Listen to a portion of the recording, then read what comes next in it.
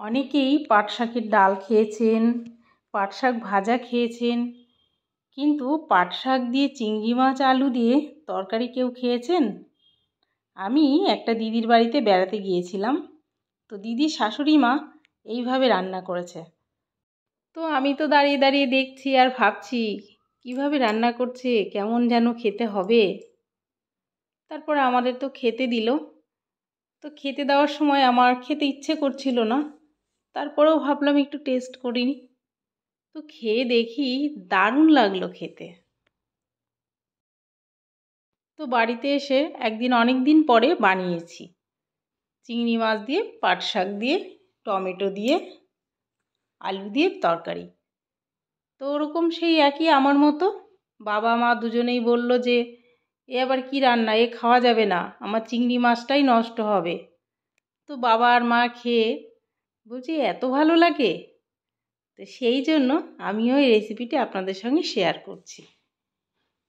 এক আটি পাট শাক নিয়েছি, একটা টমেটো কেটে নিয়েছি, একটা আলু আমি ছোট ছোট করে কেটে নিয়েছি একটা পেঁয়াজ আমি কুচিয়ে নিয়েছি কিছুটা রসুন আর কয়েকটা কাঁচা লঙ্কা কুচিয়ে নিয়েছি।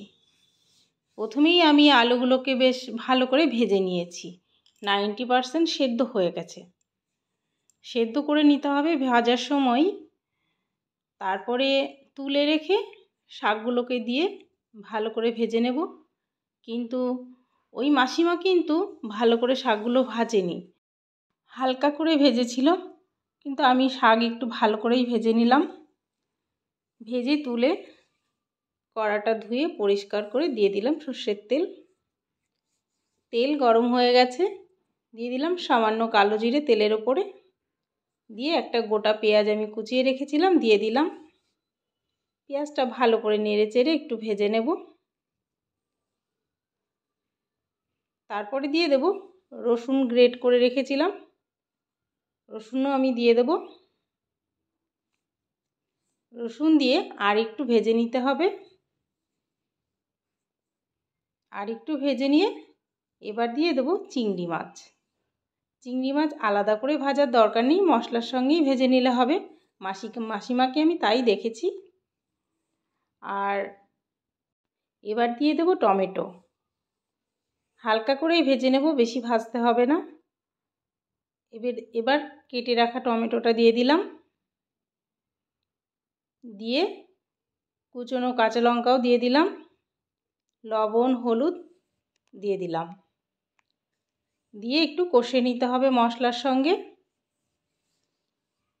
সঙ্গে ভালো করে কষে নিয়ে এবার দিয়ে দেব ভেজে রাখা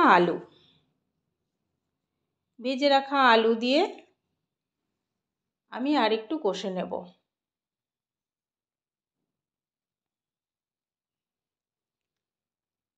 আর একটু ভালো করে কষে নিয়ে এবার দিয়ে দেব শাক। ভেজে রেখেছিলাম যে শাকগুলো, পাট শাক, সেটাও দিয়ে দিলাম। শাক দিয়ে এবার আর একটু ভালো করে একটু কষে নেব। এবার বেশি সময় কষতে হবে না, আগেই শাক ভেজে রেখেছিলাম।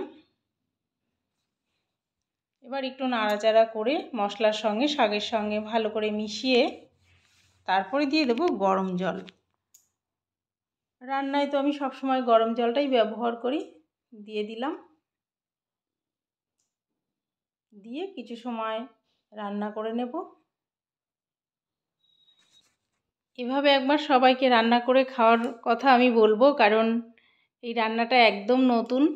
আমিও খেয়ে তখনও আমার পছন্দ হয়নি, কিন্তু আমার খেয়ে ভালো লেগেছে, ওই জন্য আমি রান্নাটা করে আপনাদেরকে দেখালাম। এবার প্লেটে তুলে নিলাম। গরম গরম ভাতে কিন্তু দারুণ খেতে। আমার পাট শাক দিয়ে চিংড়ি মাছের রেসিপিটা রেডি। কেমন লাগলো কমেন্ট করবেন। ফিরে আসছি নতুন কোনো ভিডিও নিয়ে। ভালো থাকবেন, সুস্থ থাকবেন।